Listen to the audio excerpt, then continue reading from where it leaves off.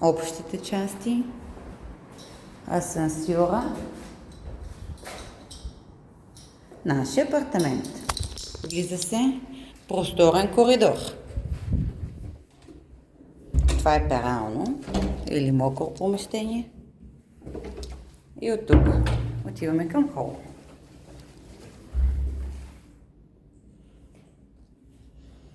Хола е с тераса. Всички стаи имат тераси. Имотът е непреходен. Изложение юго-запад.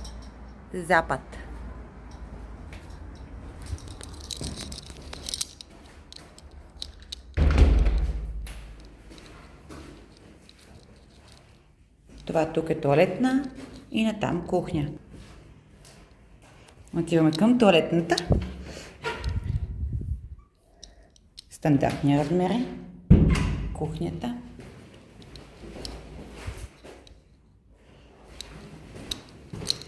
Отново с хубава голяма тераска. Изложение северо-исток.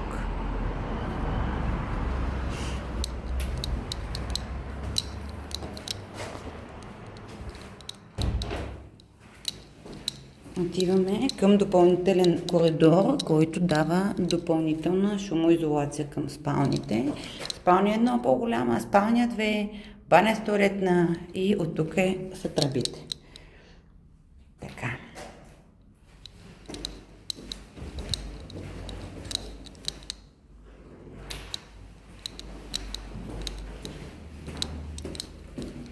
Банята в момента е в лошо състояние, но е просторна, е достатъчно голяма да се сложи душ кабина, мивка и тоалетна. Всички течове са стари. Щанговете са сменени. На входа отопление и топла вода тец.